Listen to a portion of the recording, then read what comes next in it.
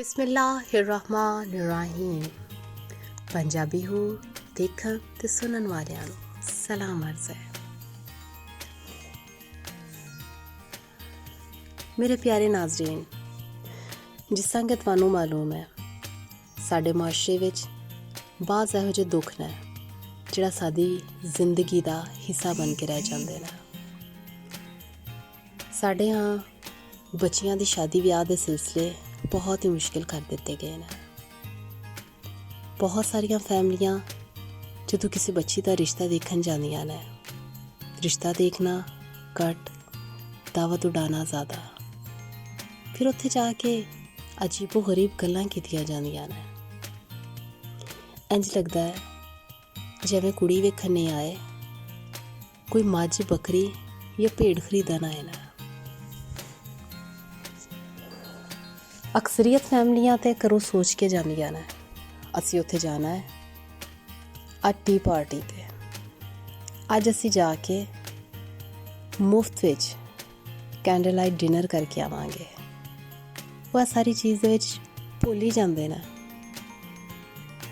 ਕਿ ਉਹ ਕੁੜੀ ਵਾਲੇ ਖੁਦਾ ਜਾਣੇ ਕਿਹੜੀਆਂ ਮੁਸ਼ਕਿਲਾਂ ਅਤੇ ਮੁਸੀਬਤਾਂ ਦੇ ਨਾਲ ਉਹਨਾਂ ਦੀ ਇੱਕ ਟਾਈਮ ਦੀ ਚਾਹ ਦਾ ਖਰਚਾ ਕਰਦੇ ਨੇ ਜਾਂ ਉਹਨਾਂ ਵਾਸਤੇ ਖਾਣੇ ਦਾ ਇੰਤਜ਼ਾਮ ਕਰਦੇ ਨੇ। ਉਹਨਾਂ ਦੇ ਪੂਰੇ ਮਹੀਨੇ ਦਾ ਬਜਟ ਜਿਹੜਾ ਹੈ ਉਹ ਹਿੱਲ ਕੇ ਰਹਿ ਜਾਂਦਾ ਹੈ, ਕਿਉਂਕਿ ਚਾਹ ਦੇ ਨਾਲ ਹਜ਼ਾਰਾਂ ਤਰ੍ਹਾਂ ਦੇ ਲਵਾਜ਼ਮਾਤ ਪੇਸ਼ ਕਰਨੇ ਹੁੰਦੇ ਨੇ। ਕੋਈ ਵੀ ਨਹੀਂ ਚਾਹੁੰਦਾ ਕਿ ਆਉਣ ਵਾਲਾ ਰਿਸ਼ਤਾ ਜਿਹੜਾ ਹੈ ਉਹ ਸਾਡੀ ਧੀ ਨੂੰ ਇਨਕਾਰ ਕਰਕੇ ਟੁਰ ਜਾਏ। ਰਿਸ਼ਤੇ ਵਾਲਿਆਂ ਦੇ ਆਉਣ ਤੋਂ ਪਹਿਲੇ ਉਸ ਕੁੜੀ ਨੂੰ ਬੜੀ ਹਦਾਇਤ ਕੀਤੀ ਜਾਂਦੀ ਹੈ। ਚੰਗੀ ਜਿਹੀ ਪਿਆਰੀ ਜਿਹੀ ਚਾਹ ਤਿਆਰ ਕਰਕੇ ਟਰੇ ਵਿੱਚ ਸਜਾ ਕੇ ਰਿਸ਼ਤੇ ਵਾਲਿਆਂ ਦੇ ਸਾਹਮਣੇ ਪੇਸ਼ ਕਰਨੀ ਆ। ਬਹੁਤ ਅਜੀਬੋ ਗਰੀਬ ਅਤੇ ਦਿਲ ਤੋੜ ਦੇਣ ਵਾਲਾ ਉਹ ਮੰਜ਼ਰ ਹੁੰਦਾ ਹੈ ਕਿ ਜਦੋਂ ਇੱਕ ਕੁੜੀ ਸੱਜ ਸੰਵਰ ਕੇ ਸੋਹਣੇ ਕੱਪੜੇ ਪਾ ਕੇ ਰਿਸ਼ਤੇ ਵਾਲਿਆਂ ਦੇ ਸਾਹਮਣੇ ਆ ਕੇ ਬੈਠਦੀ ਆ। ਉਹਨਾਂ ਦੇ ਘਰ ਬੈਠ ਕੇ ਚਾਹ ਪਾਣੀ ਪੀਂਦੇ ਨੇ, ਪੇਟ ਭਰ ਕੇ ਖਾਣਾ ਖਾਂਦੇ ਨੇ। ਫਿਰ ਟੁੱਟੀਆਂ ਨਜ਼ਰਾਂ ਨਾਲ ਉਸ ਕੁੜੀ ਨੂੰ ਦੇਖਦੇ ਨੇ। ਫਿਰ ਦਿਲ ਹੀ ਦਿਲ ਵਿੱਚ ਖੁਸ਼ ਹੋ ਕੇ ਤੇ ਉਸ ਕੁੜੀ 'ਤੇ ਹੱਸ ਰਹੇ ਹੁੰਦੇ ਨੇ ਕਿ ਅਸੀਂ ਤਾਂ ਇਹਨਾਂ ਦੇ ਘਰ ਸਿਰਫ ਔਰ ਸਿਰਫ ਇੱਕ ਪਾਰਕ ਦੀ ਹਸੀਅਤ ਵਿੱਚ ਆਇਆ ਅਤੇ ਇੱਕ ਹੋਟਲ ਦੀ ਹਸੀਅਤ ਨਾਲ ਬੈਠ ਕੇ ਖਾਣਾ ਖਾ ਰਹੇ ਹਾਂ। ਉਹ ਪਾਰਕ ਜਿੱਥੇ ਕੋਈ ਇਜਾਜ਼ਤਨਾਮਾ ਨਹੀਂ ਲੈਣਾ ਪੈਂਦਾ, ਉਹ ਹੋਟਲ ਬਿੱਲ ਨਹੀਂ ਪੇ ਕਰਨਾ ਪੈਂਦਾ। ਉੱਤੋਂ ਮਜ਼ੇ ਦੀ ਗੱਲ ਕਿ ਉਹ ਇਹੋ ਜਿਹੀ ਗੱਲਾਂ ਕਰਦੇ ਨੇ ਕਿ ਕੁੜੀ ਦਾ ਅਤੇ ਕੁੜੀ ਦੇ ਮਾਂ ਪਿਓ ਦਾ ਦਿਲ ਛੰਨੀ ਕਰ ਦਿੰਦੇ ਨੇ। ਉਹ ਰਿਸ਼ਤਾ ਦੇਖਣ ਵਾਲਿਆਂ ਦੇ ਅਜੀਬੋ ਗਰੀਬ ਸਵਾਲ। ਲੜਕੀ ਨੂੰ ਦੇਖਿਆ ਜਾਂਦਾ ਅਤੇ ਬੜੇ ਆਰਾਮ ਨਾਲ ਆਖਦੇ, ਓਹੋ ਸਾਡੇ ਮੁੰਡੇ ਨੂੰ ਤਾਂ ਸਿੱਧੇ ਵਾਲਾਂ ਵਾਲੀ ਕੁੜੀ ਹੀ ਨਹੀਂ ਪਸੰਦ, ਸਾਡੇ ਮੁੰਡੇ ਨੂੰ ਤਾਂ ਕਰਲੀ ਵਾਲਾਂ ਵਾਲੀ ਕੁੜੀ ਚਾਹੀਦੀ ਸੀ। ਚਲੋ ਅਗਲੇ ਘਰ ਜਾ ਕੇ ਪਤਾ ਲੱਗਦਾ ਉਸ ਕੁੜੀ ਦੇ ਵਾਲ ਕਰਲੀ ਨਾ। ਕਹਿੰਦੇ ਨਹੀਂ, ਹਾਏ ਨਹੀਂ ਮਰ ਜਾਣੀਏ, ਤੂੰ ਤਾਂ ਸਾਰਾ ਦਿਨ ਬੋਦਾ ਹੀ ਵਾਂਦੀ ਰਹੇਂਗੀ, ਘਰ ਦਾ ਝਾੜੂ ਪੋਚਾ ਕਿਵੇਂ ਕਰੇਂਗੀ। ਇੱਕ ਘਰ ਜਾਂਦੇ ਨਾ, ਉੱਥੇ ਜਾ ਕੇ ਆਖਦੇ ਨਾ, ਹਾਏ ਹਾਏ ਨਹੀਂ ਇਸ ਕੁੜੀ ਨੂੰ ਤੇ ਕੋਈ ਸੱਜਣ ਸੰਵਰਨ ਦਾ ਪਤਾ ਹੀ ਨਹੀਂ, ਜਿੰਨ ਪਾੜੂ ਲੱਥੇ ਵਾਲਾ ਕੰਮ ਹੈ। ਦੂਜੇ ਘਰ ਜਾਂਦੇ ਨੇ ਤੇ ਉੱਥੇ ਤਿਆਰ ਹੋਈ ਦੀ ਸਾਫ਼ ਸੁਥਰੀ ਸੋਹਣੀ ਸੱਜੀ ਸੰਵਰੀ ਦੀ ਕੁੜੀ ਲੱਭਦੀ ਹੈ। ਤੇ ਕਹਿੰਦੇ ਨੇ ਹੈ ਨਹੀਂ ਅਸੀਂ ਨੌ ਵਿਆਹ ਕੇ ਲੈ ਕੇ ਜਾਣੀ ਆ ਕਿ ਕੋਈ ਮਾਡਲ ਵਿਆਹ ਕੇ ਲੈ ਕੇ ਜਾਣੀ ਆ। ਕਿਸੇ ਘਰ ਜਾ ਕੇ ਨੁਕਸ ਕੱਢਦੇ ਨੇ, ਇੰਨਾ ਫਿੱਕਾ ਖਾਣਾ। ਕਿਸੇ ਘਰ ਓਏ ਹੋਏ ਹੋਏ ਇੰਨੀਆਂ ਮਿਰਚਾਂ, ਸਾਡਾ ਤੇ ਮੂੰਹ ਹੀ ਸੜ ਗਿਆ। ਗਰਜ਼ ਕੇ ਹਰ ਤਰੀਕੇ ਨਾਲ ਉਹਨਾਂ ਨੇ ਘਰੋਂ ਪਲਾਨ ਕੀਤਾ ਦਾ ਹੁੰਦਾ ਹੈ ਅਸੀਂ ਉੱਥੇ ਰਿਸ਼ਤੇ ਦਾ ਇਨਕਾਰ ਕਰਕੇ ਆਉਣਾ ਹੈ। ਉਹ ਨਾ ਨੁਕਸ ਹੋਣ ਦੇ ਬਾਵਜੂਦ ਵੀ ਨੁਕਸ ਕੱਢਦੇ ਨੇ। ਫਿਰ ਸਭ ਤੋਂ ਵੱਡਾ ਸਵਾਲ ਇੱਕ ਸਾਡੇ ਮਾਸ਼ਰੇ ਵਿੱਚ ਅੱਜ ਕੱਲ੍ਹ ਕੀਤਾ ਜਾਂਦਾ ਹੈ, ਤੁਹਾਡੀ ਕੁੜੀ ਨੇ BA ਕੀਤਾ? ਕਿਉਂਕਿ ਸਾਡਾ ਇਰਾਦਾ ਹੈ ਕਿ ਸਾਡਾ ਮੁੰਡਾ ਤਾਂ 5ਵੀਂ ਵੀ ਫੇਲ ਹੈ, ਤੁਹਾਡੀ BA ਬੜੀ ਕੁੜੀ ਆਈਟਸ ਦਾ ਕੋਰਸ ਕਰਕੇ ਸਾਡੇ ਮੁੰਡੇ ਨੂੰ ਸਟੱਡੀ ਵੀਜ਼ੇ ਉੱਤੇ ਬਾਹਰ ਲੈ ਜਾਏਗੀ। ਕਿੱਡੇ ਦੁੱਖ ਅਤੇ ਤਕਲੀਫ ਦੀ ਗੱਲ ਹੈ। ਆਪਣੇ ਚਿੱਬੇ ਖੜਿੱਬੇ ਮੁੰਡਿਆਂ ਦੀ ਸ਼ਕਲ ਨਹੀਂ ਦੇਖਦੇ, ਲੇਕਿਨ ਸਾਡੀਆਂ ਧੀਆਂ ਭੈਣਾਂ ਵਿੱਚ ਸੌ ਕੀੜੇ ਕੱਢ ਕੇ ਆ ਜਾਂਦੇ ਨੇ। ਇੱਕ ਘਰ ਤੇ ਹੱਦ ਹੀ ਹੋ ਗਈ।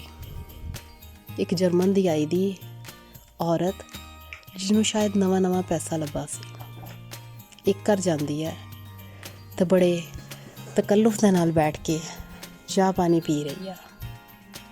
ਉਸ ਕੁੜੀ ਦੇ ਪਿਓ ਦੀ ਪੂਰੇ ਮਹੀਨੇ ਦੀ ਤਨਖਾਹ ਉਹਨਾਂ ਦੇ ਚਾਹ ਪਾਣੀ ਉੱਤੇ ਲੱਗ ਗਈ। ਪਹਿਲੇ ਉਸ ਕੁੜੀ ਨੂੰ ਆਖਦੀ ਹੈ, ਟੁਰ ਕੇ ਤੇ ਦਿਖਾ। ਫਿਰ ਆਖਦੀ ਹੈ ਨਹੀਂ, ਆਪਣੇ ਹੱਥ ਤੇ ਵਿਖਾ, ਤੇਰੇ ਹੱਥ ਕਿਹੋ ਜਿਹੇ ਨਾ,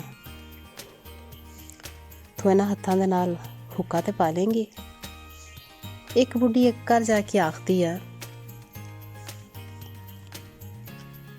कि हाय हाय तुम्हारे तो हाथ सोने के हैं, इन हाथों के साथ ही तो तुम मेरे बेटे को कमा कर खिलाओगी। एक इंग्लैंड ਦੀ ਔਰਤ ਸੀ ਜਿਹੜੀ ਪਾਕਿਸਤਾਨ ਤੋਂ ਕੁੜੀ ਲੱਭਣ ਆਈ ਸੀ। ਖੈਰ ਜਰਮਨ ਵਾਲੀ ਔਰਤ ਜਿਹਦਾ ਮੈਂ ਜ਼ਿਕਰ ਕੀਤਾ ਸੀ, जर्मन वाली औरत उस कुड़ी ਨੂੰ आखती है, ज़रा तुम खड़ी होकर तो दिखाना, तुम्हारा कद कितना है, 5 फुट 3 इंच या 7 इंच। ਉਹ ਕੁੜੀ ਰਿਸ਼ਤਿਆਂ ਦੀ ਕੈਟ ਵਾਕ ਦੇ ਵਿੱਚ ਫਿਰ ਕੇ ਥੱਕ ਚੁੱਕੀ ਹੁੰਦੀ ਆ। ਉਹ ਬੜੇ ਪਿਆਰ ਵਾਲੇ ਤੇ ਮਿੱਠੇ ਅੰਦਾਜ਼ ਵਿੱਚ ਇੱਕ ਮਿੱਠਾ ਚਿੱਤਰ ਪਿਓ ਕੇ ਉਸ ਬੁੱਢੀ ਦੇ ਮੂੰਹ ਤੇ ਮਾਰਦੀ ਆ ਤੇ ਆਖਦੀ ਹੈ, ਆਂਟੀ ਜੀ ਆਤੀ ਦਫਾ ਆਪ ਇੰਚੀ ਟੇਪ लेती आती। ਖੈਰ ਔਰਤ ਖਾ ਜਾਣ ਵਾਲੀਆਂ ਨਜ਼ਰਾਂ ਨਾਲ ਉਸ ਕੁੜੀ ਨੂੰ ਦੇਖਦੀ ਹੈ ਕਿ ਐਡੀ ਦਲੇਰੀਆ ਨੇ ਕਿਸ ਤਰ੍ਹਾਂ ਕਰ ਲਈ ਹੈ। ਲੇਕਿਨ ਫਿਰ ਵੀ ਉਹ ਬੇਸ਼ਰਮ ਬੁੱਢੀ ਚਾय ਪਾਣੀ ਪੂਰਾ ਰਗੜ ਕੇ ਗਈ। ਲੇਕਿਨ ਬਹਰਹਾਲ ਜਿਹੜੀ ਕੁੜੀ ਨੇ ਬਦਤਮੀਜ਼ੀ ਦਾ ਮੁਜ਼ਾਹਰਾ ਕਰਦਿਆਂ ਹੋਇਆ ਇੰਨੀ ਗੱਲ ਆਖੀ, ਉਹਨੂੰ ਤੇ ਰਿਸ਼ਤੇ ਤੋਂ ਇਨਕਾਰ ਹੋਣਾ ਹੀ ਸੀ, ਕਿਉਂਕਿ ਦੁਖਦੀ ਰੱਗ ਤੇ ਜੋ ਹੱਥ ਰੱਖ ਦਿੱਤਾ ਗਿਆ ਸੀ। ਮੇਰੀ ਮੁੰਡੇ ਵਾਲਿਆਂ ਤੋਂ ਸਿਰਫ ਇੰਨੀ ਦਰਖਾਸਤ ਹੈ ਕਿ ਇਹਦੇ ਵਿੱਚ ਕਿਸੇ ਵੀ ਜਗ੍ਹਾ ਕਿਸੇ ਮਾਂ ਦਾ ਕਮਾਲ ਨਹੀਂ ਹੈ ਕਿ ਉਹਨੇ ਇੱਕ ਮੁੰਡਾ ਪੈਦਾ ਕਰ ਦਿੱਤਾ। ਕਮਾਲ ਉਸ ਜਗ੍ਹਾ 'ਤੇ ਹੁੰਦਾ ਹੈ ਜਿਸ ਟਾਈਮ 'ਤੇ ਤੁਸੀਂ ਉਸ ਮੁੰਡੇ ਦੀ ਅੱਛੀ ਤਾਲੀਮ ਅਤੇ ਤਰਬੀਅਤ ਕਰੋ। ਹਰ ਲੜਕਾ ਹਰ ਇਸ ਮਾਸ਼ਰੇ ਦੀ ਔਰਤ ਦੀ ਇੱਜ਼ਤ ਕਰਨਾ ਜਾਣੇ, ਚਾਹੇ ਉਹ ਕਿਸੇ ਦੀ ਮਾਂ ਹੈ, ਭੈਣ ਹੈ, ਬੇਟੀ ਹੈ। ਤੇ ਹਰ ਮਰਦ ਵਿੱਚ ਇੰਨੀ ਗੈਰਤ ਹੋਣੀ ਚਾਹੀਦੀ ਹੈ ਕਿ ਜੇ ਕਿਸੇ ਦੇ ਘਰੋਂ ਕੋਈ ਕੁੜੀ ਵਿਆਹ ਕੇ ਲੈ ਕੇ ਜਾ ਰਿਹਾ ਤੇ ਉਹਨਾਂ ਦੇ ਕੋਲੋਂ ਜਹੇਜ਼ ਤੋਂ ਇਨਕਾਰ ਕਰ ਦਿੱਤਾ ਜਾਏ, ਕਿਉਂਕਿ ਜਿਨ੍ਹਾਂ ਨੇ ਆਪਣੀ ਬੇਟੀ ਦੇ ਦਿੱਤੀ ਉਹਨਾਂ ਨੇ ਪਿੱਛੇ ਕੀ ਰੱਖਿਆ। ਉਸ ਮਰਦ ਨੂੰ ਆਪਣੇ ਬਾਜ਼ੂਆਂ 'ਤੇ ਪੂਰਾ ਭਰੋਸਾ ਹੋਣਾ ਚਾਹੀਦਾ ਕਿ ਔਰਤ ਮੈਨੂੰ ਪਿਆਰ ਤੇ ਮੁਹੱਬਤ ਦੇ ਰਹੀ ਹੈ, ਔਲਾਦ ਦੇ ਰਹੀ ਹੈ, ਮੇਰੀ ਖਾਤਰ ਆਪਣੇ ਮਾਂ-ਬਾਪ ਦਾ ਘਰ ਛੱਡ ਕੇ ਆ ਰਹੀ ਹੈ, ਮੇਰੇ ਬੱਚਿਆਂ ਦੀ ਅੱਛੀ ਤਰਬੀਅਤ ਕਰੇਗੀ ਅਤੇ ਮੈਂ ਉਹਦੀ ਹਰ ਜ਼ਰੂਰਤ ਦਾ ਖਿਆਲ ਰੱਖਾਂ। ਕਿ ਮਰਦ ਉਹਨੂੰ ਆਪਣੇ ਘਰ ਵਿੱਚ ਸੌਣ ਵਾਸਤੇ ਇੱਕ ਮੰਜੀ ਬਿਸਤਰਾ ਨਹੀਂ ਦੇ ਸਕਦਾ, ਪਾਉਣ ਵਾਸਤੇ 4 ਜੋੜੇ ਨਹੀਂ ਦੇ ਸਕਦਾ, ਉਹਨੂੰ ਖਾਣਾ ਨਹੀਂ ਖਿਲਾ ਸਕਦਾ, ਉਹਨੂੰ ਕੋਲੀ ਪਿਆਲੀ ਅਤੇ ਗਿਲਾਸ ਨਹੀਂ ਦੇ ਸਕਦਾ। ਉਹ ਆਉਣ ਲੱਗੀ ਆਪਣਾ ਚਾਹ ਦਾ ਕੱਪ, ਪਾਣੀ ਪੀਣ ਵਾਸਤੇ ਗਲਾਸ, ਰੋਟੀ ਖਾਣ ਵਾਸਤੇ ਪਲੇਟ, ਸੌਣ ਵਾਸਤੇ ਮੰਜੀ, ਓੜਨ ਵਾਸਤੇ ਬਿਸਤਰਾ, ਉਹ ਸਾਰਾ ਕੁਛ ਨਾਲ ਲੈ ਕੇ ਆਵੇ। ਮੇਰੀ ਮੁੰਡੇ ਵਾਲਿਆਂ ਤੋਂ ਸਿਰਫ ਇੰਨੀ ਦਰਖਾਸਤ ਹੈ ਕਿ ਜਿਸ ਵਕਤ ਤੁਸੀਂ ਉਸ ਕੁੜੀ ਦੇ ਮਾਂ-ਬਾਪ ਦਾ ਅਹਿਸਾਸ ਕਰੋਗੇ ਤੇ ਯਕੀਨ ਮੰਨੋ ਉਹ ਕੁੜੀ ਵੀ ਤੁਹਾਡੇ ਘਰ ਨੂੰ ਜੰਨਤ ਬਣਾ ਦੇਗੀ।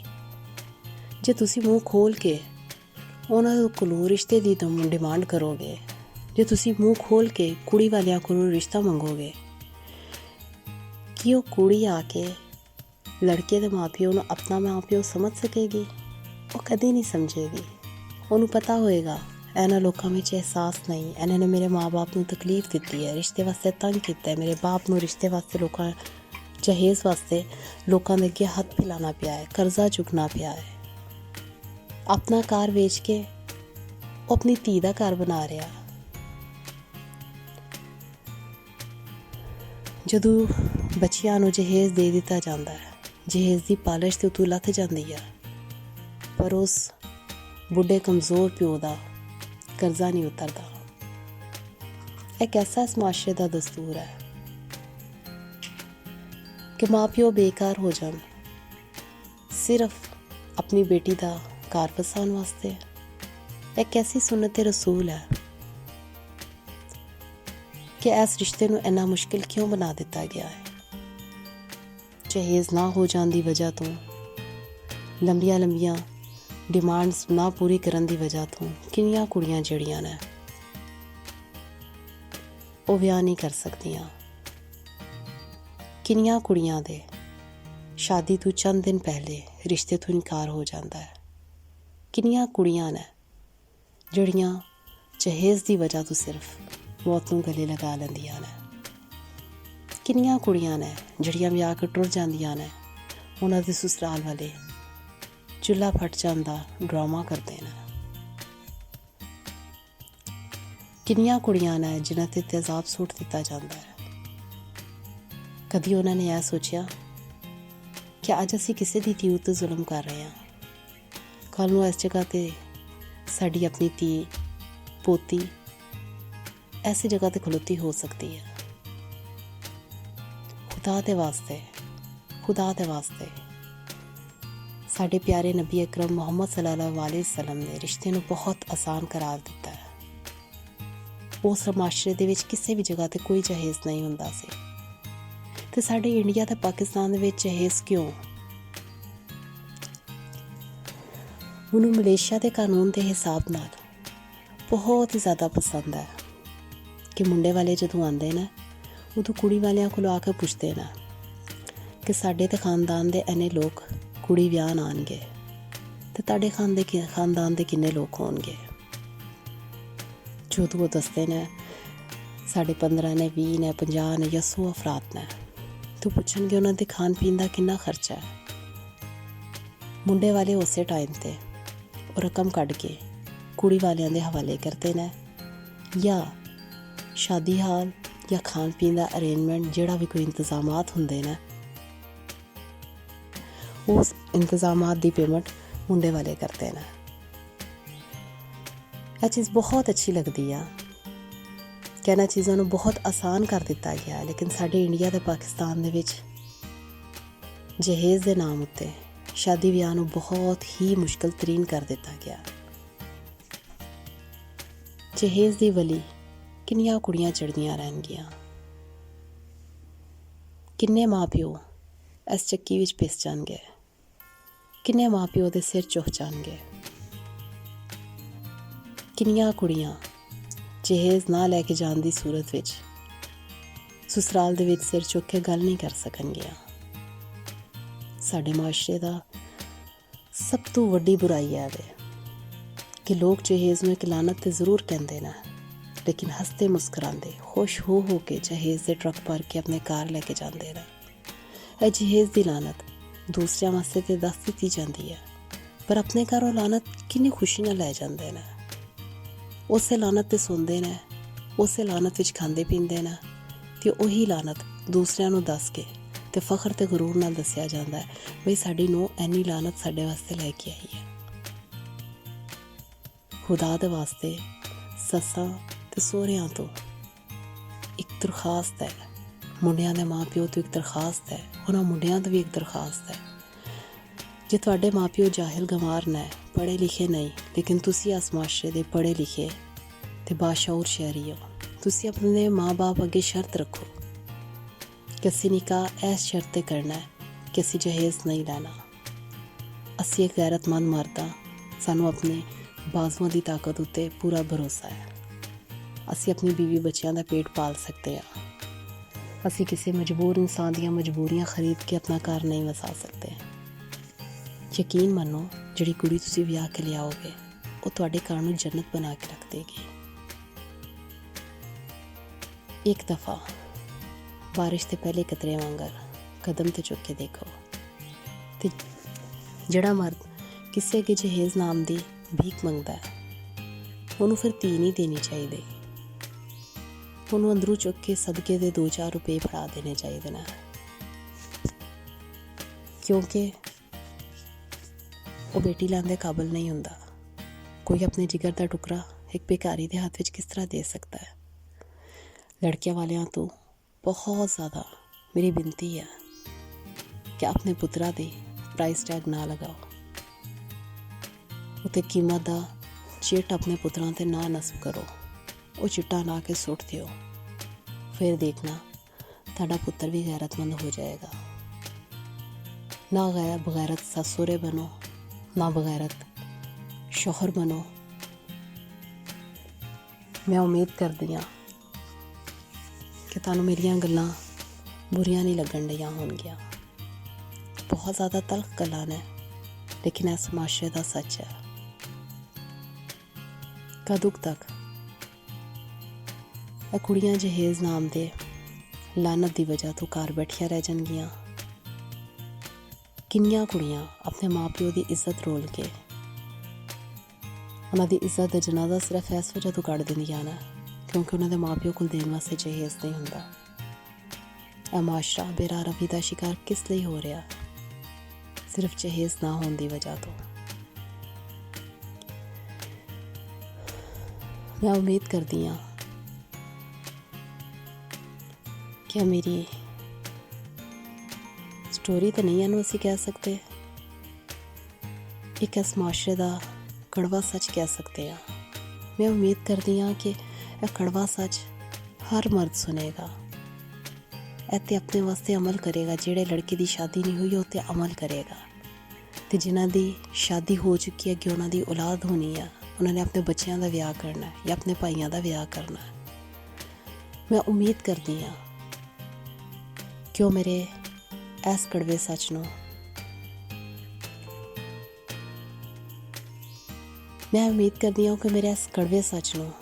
ਬੁਰਾ ਨਹੀਂ ਮਨਾਉਣਗੇ, ਲੇਕਿਨ ਆਪਣੇ ਘਰ ਨੂੰ ਜੰਨਤ ਦਾ ਨਮੂਨਾ ਜ਼ਰੂਰ ਬਣਾਉਣਾ ਚਾਹਣਗੇ। ਤਾਂ ਖੁਦਾ ਦੇ ਵਾਸਤੇ ਆਪਣੇ ਘਰ ਬਹੂ ਨਹੀਂ ਧੀ ਲੈ ਕੇ ਆਓ। ਜਿਹੜੇ 3 ਜੋੜੇ ਉਸ ਕੁੜੀ ਨੂੰ ਪਵਾ ਕੇ ਲੈ ਕੇ ਆਣੇ ਨੇ, ਉਹ ਵੀ ਉਹਦੇ ਮਾਂ ਪਿਓ ਕੋਲੋਂ ਨਾ ਲਵੋ, ਉਹ ਵੀ ਉਹਦੇ ਵਾਸਤੇ ਆਪ ਖੜੋ। ਇੰਡੀਆ ਦਾ ਇੱਕ ਇਲਾਕਾ ਹੈ, ਮੈਨੂੰ ਉਸ ਇਲਾਕੇ ਦਾ ਨਾਮ ਯਾਦ ਨਹੀਂ ਆ ਰਿਹਾ,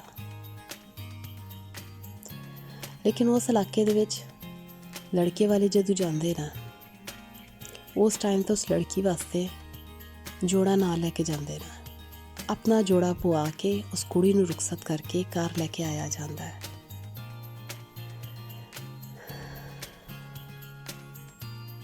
ਨਾ ਹੀ ਸਾਡੇ ਮੁਆਸ਼ਰੇ ਵਿੱਚ ਜਿਸ ਤਰ੍ਹਾਂ ਆਖਿਆ ਜਾਂਦਾ ਹੈ ਕਿ ਇਹ ਬੱਚੀ ਨੂੰ ਅਸੀਂ ਤੋਹਫਿਆਂ ਦੇ ਤੌਰ 'ਤੇ ਦੇ ਰਹੇ ਹਾਂ। ਇਹ ਜਹੇਜ਼ ਨਹੀਂ ਆ, ਤੋਹਫੇ ਨਾ।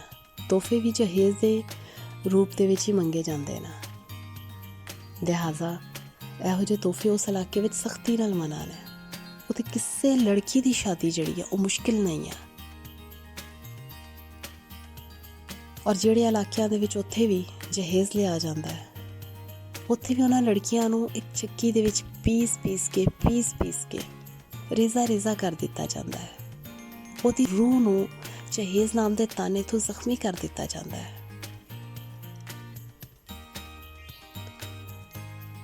ਤਕਰੀਬਨ 1 ਮਹੀਨਾ ਪਹਿਲੇ ਇੱਕ ਇੰਡੀਆ ਦੀ ਲੜਕੀ ਜਿਹਨੇ ਜਹੇਜ਼ ਤੋਂ ਤੰਗ ਆ ਕੇ ਇੱਕ ਨਦੀ ਦੇ ਵਿੱਚ ਜਾਨ ਦੇ ਦਿੱਤੀ ਸੀ। ਕਿੰਨੀ ਤਕਲੀਫ ਦੀ ਗੱਲ ਸੀ। ਆਪਣੀ ਸ਼ਾਦੀशुदा ਜ਼ਿੰਦਗੀ ਦੇ ਬਾਵਜੂਦ ਉਹਨੂੰ ਨਦੀ ਵਿੱਚ ਛਲਾਂਗ ਲਗਾ ਕੇ ਆਪਣੀ ਜਾਨ ਦੇਣਾ ਪਈ। ਕਿ ਅਸੀਂ ਇੰਨੇ ਕਮਜ਼ੋਰ ਮਰਦ ਹਾਂ ਕਿ ਅਸੀਂ ਆਪਣੀ ਬੀਵੀ ਨੂੰ 2-4 ਟਾਈਮ ਦਾ ਖਾਣਾ, ਅੱਛੇ ਕੱਪੜੇ, ਅੱਛਾ ਬੈਠਣਾ ਉੜਨਾ ਨਹੀਂ ਅਸੀਂ ਦੇ ਸਕਦੇ। ਅਸੀਂ ਤਾਂ ਫਿਰ ਮਰਦ ਕਹਿਲਾਏ ਜਾਣ ਦੇ ਲਾਇਕ ਹੀ ਨਹੀਂ ਆ ਕਿ ਇੱਕ ਔਰਤ ਨੂੰ ਜਿਹੜਾ ਇੱਜ਼ਤ ਹੀ ਨਹੀਂ ਦੇ ਸਕਦਾ। ਜਹੇਜ਼ ਨਹੀਂ ਮਿਲਿਆ, ਰੁਪਇਆ ਪੈਸਾ ਨਹੀਂ ਮਿਲਿਆ, ਕੱਪੜਾ ਲੱਤਾ ਨਹੀਂ ਮਿਲਿਆ, ਤਾਂ ਉਸ ਲੜਕੀ ਨੂੰ ਖੁਦਕੁਸ਼ੀ ਕਰਦੇ ਨੂੰ ਤਾਂ ਮਜਬੂਰ ਕਰ ਦਿੱਤਾ ਜਾਂਦਾ ਹੈ, ਜਿਹੜੀ ਸਿਰਫ ਇੱਕ ਮਰਦ ਦੀ ਖਾਤਰ ਆਪਣਾ ਕਾਰ-ਬਾਰ, ਬਚਪਨ, ਹਰ ਚੀਜ਼ ਛੱਡ ਕੇ ਉਸ ਮਰਦ ਦੀ ਖਾਤਰ ਆ ਜਾਂਦੀ ਹੈ। ਉਸ ਮਰਦ ਦੇ ਵਿੱਚ ਜ਼ਰਾ ਵੀ ਮਰਦਾਨਗੀ ਨਹੀਂ ਹੈ। ਉਹਦੀ ਕਿਸੇ ਵੀ ਕੁਰਬਾਨੀ ਦਾ ਉਹਨੂੰ ਸਿਲਾ ਦੇ ਹੀ ਨਹੀਂ ਸਕਦਾ। ਹਾਂ, ਇਹ ਕੈਸਾ ਦਸਤੂਰ ਹੈ। ਮੈਂ ਸਮਝਦੀ ਹਾਂ ਮੇਰੇ ਪ੍ਰੋਗਰਾਮ ਦਾ ਜਾਂ ਇੰਨਾ ਜ਼ਿਆਦਾ ਬੋਲਣ ਦਾ ਫਾਇਦਾ ਸਿਰਫ ਉਦੋਂ ਹੀ ਹੋਏਗਾ ਜਦੋਂ ਕੋਈ ਇੱਕ ਜਣਾ ਵੀ ਮੇਰੀ ਇਸ ਗੱਲ 'ਤੇ ਅਮਲ ਕਰ ਲੇਗਾ। ਜਹੇਜ਼ ਇੱਕ ਲਾਨਤ ਹੈ।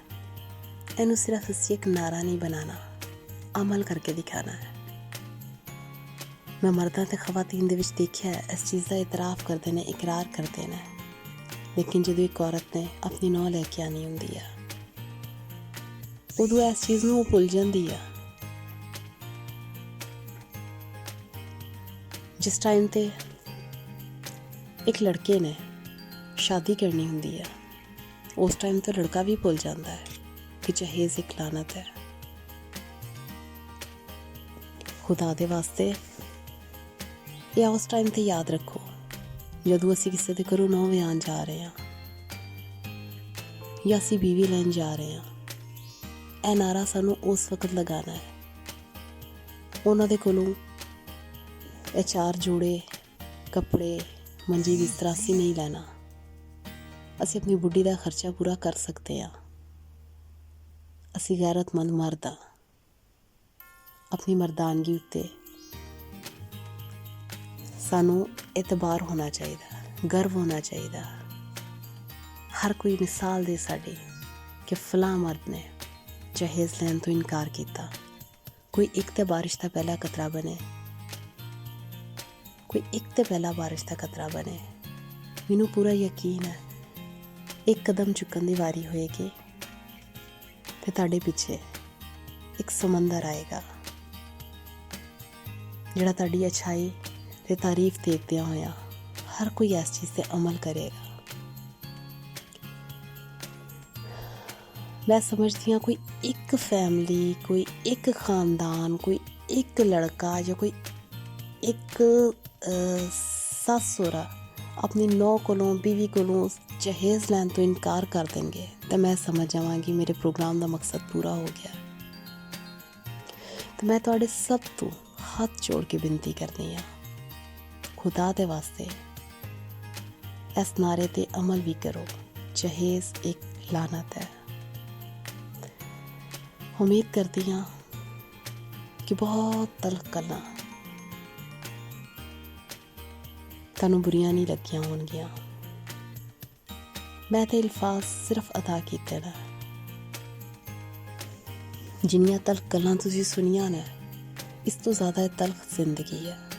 ਇਹ ਸਿਰਫ ਲਫ਼ਜ਼ਾਂ ਦੇ ਨਾਲ, ਇਹ ਸਿਰਫ ਜ਼ੁਬਾਨ ਦੇ ਨਾਲ ਲਫ਼ਜ਼ਾਂ ਨੂੰ ਅਦਾ ਕਰ ਦਿੱਤਾ ਗਿਆ ਹੈ, ਲੇਕਿਨ ਇਹਦੇ ਵਿੱਚ ਜਿਹੜਾ ਪਿਸਰਿਆ ਹੁੰਦਾ ਹੈ, ਅਸਲ ਤਕਲੀਫ, ਅਜ਼ੀਅਤ ਦਾ ਤੇ ਕਰਬ ਦਾ ਅਹਿਸਾਸ ਉਹਨੂੰ ਹੁੰਦਾ ਹੈ।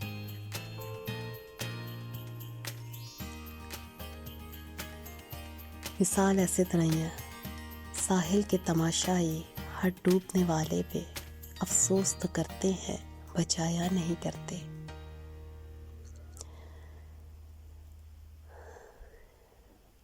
खुदा दे वास्ते उस समंदर दे विच झांकन दी कोशिश करो, उस समंदर दी गहराई दा अंदाज़ा लगाओ। गरीब मजबूर माँ प्यो दी मजबूरियां नूं समझो। निकाह नूं आसान बनाओ, मुश्किल ना करो। ਇਹਦੇ ਨਾਲ ਹੀ ਆਪਣੀ ਪੰਜਾਬੀ ਹੋਣ ਨੂੰ ਇਜਾਜ਼ਤ ਦਿਓ। ਜਾਣ ਤੋਂ ਪਹਿਲਾਂ ਮੇਰੀ ਤੁਹਾਡੇ ਸਭ ਤੋਂ ਬੇਨਤੀ ਹੈ, ਮੇਰੇ ਚੈਨਲ ਨੂੰ ਲਾਈਕ, ਸਬਸਕ੍ਰਾਈਬ ਤੇ ਬੈਲ ਆਈਕਨ ਜ਼ਰੂਰ ਦਬਾ ਦੇਣਾ। ਮੇਰੇ ਖਿਆਲਾਤ ਦੇ ਨਾਲ ਜਿਹੜੇ ਵੀ ਕੋਈ ਇਤਫਾਕ ਕਰ ਰਹੇ ਨੇ, ਮੈਂ ਉਮੀਦ ਕਰਦੀ ਹਾਂ, ਜਾਂ ਜਿਹੜੀ ਵੀ ਸਾਡੀ ਕੋਈ ਸੋਚ ਹੈ, ਮੈਂ ਉਮੀਦ ਕਰਦੀ ਹਾਂ ਕਿ ਤੁਸੀਂ ਆਪਣੀ ਰਾਏ ਤੋਂ ਉਹਨੂੰ ਕਮੈਂਟਸ ਦੇ ਵਿੱਚ ਜ਼ਰੂਰ ਆਗਾਹ ਕਰੋਗੇ। ਅਤੇ ਇਨਸ਼ਾ ਅੱਲਾਹ ਤਾਲਾ ਮੈਂ ਅਗਲੀ ਵੀਡੀਓ ਤੱਕ ਮੈਂ ਪੰਜਾਬੀ ਹੂਰ ਦੇ ਨਾਮ ਨਾਲ ਆਪਣਾ ਫੇਸਬੁੱਕ ਵੀ ਸ਼ੁਰੂ ਕਰ ਲਾਂਗੀ। ਫਿਰ ਤੁਸੀਂ ਆਪਣੀ ਕੋਈ ਰਾਏ ਕੋਈ ਮਸ਼ਵਰਾ ਜਿਹੜਾ ਵੀ ਦੇਣਾ ਚਾਹੋ ਤੇ ਮੈਨੂੰ ਇਨਬਾਕਸ ਕਰ ਸਕਦੇ ਹੋ। ਲੇਕਿਨ ਬਹਰਹਾਲ ਫਿਲਹਾਲ ਤੁਸੀਂ ਮੈਨੂੰ ਕਮੈਂਟਸ ਜ਼ਰੂਰ ਕਰਕੇ ਦੱਸਣਾ ਕਿ ਤੁਹਾਨੂੰ ਮੇਰੀ ਵੀਡੀਓ ਕੈਸੀ ਲੱਗੀ ਆ। ਇਸ ਮੁਆਸ਼ਰੇ ਦੇ ਵਿੱਚ ਜਹੇਜ਼ ਨਾਮ ਦੀ ਕਿਸੇ ਕੋਲ ਕੋਈ ਕਹਾਣੀ ਹੈ ਜਾਂ ਤੁਹਾਡੇ ਆਪਣੇ ਕੀ ਐਕਸਪੀਰੀਅੰਸ ਹੈ ਜਿਨ੍ਹਾਂ ਨੇ ਜਹੇਜ਼ ਲੈਣ ਤੋਂ ਇਨਕਾਰ ਕੀਤਾ, ਕੋਈ ਇਹੋ ਜਿਹੇ ਵਾਕਿਆਤ ਹੋਣ ਮੇਰੇ ਨਾਲ ਜ਼ਰੂਰ ਸ਼ੇਅਰ ਕਰੋ। ਮੈਂ ਚਾਹਾਂਗੀ ਕਿ ਮੈਂ ਆਪਣੇ ਚੈਨਲ 'ਤੇ ਉਹਨਾਂ ਨੂੰ ਪੜ੍ਹ ਕੇ ਸੁਣਾਵਾਂ। ਜੇ ਤੁਸੀਂ ਚਾਹੋ ਤੁਸੀਂ ਆਪ ਪੜ੍ਹ ਸਕਦੇ ਹੋ। ਜੇ ਤੁਸੀਂ ਆਪਣਾ ਨਾਮ ਹਾਈਡ ਰੱਖਣਾ ਚਾਹੁੰਦੇ ਹੋ, ਨਹੀਂ ਲੋਕਾਂ ਨੂੰ ਦੱਸਣਾ ਚਾਹੁੰਦੇ, ਤੇ ਤਾਂ ਵੀ ਉਹ ਨਾਮ ਨਹੀਂ ਦੱਸਿਆ ਜਾਏਗਾ, ਲੇਕਿਨ ਤੁਹਾਡੀ ਕਹਾਣੀ ਇੱਥੇ ਸੁਣਾ ਦਿੱਤੀ ਜਾਏਗੀ। ਚਲੋ ਠੀਕ ਹੈ, ਮੇਰੀਆਂ ਗੱਲਾਂ 'ਤੇ ਅਮਲ ਜ਼ਰੂਰ ਕਰਨ ਦੀ ਕੋਸ਼ਿਸ਼ ਕਰਨਾ। ਇਹਦੇ ਨਾਲ ਹੀ ਪੰਜਾਬੀ ਹੋਣ ਨੂੰ ਇਜਾਜ਼ਤ ਦਿਓ। ਰੱਬ ਰੱਖਾ, ਫੇਰ ਮਿਲਾਂਗੇ।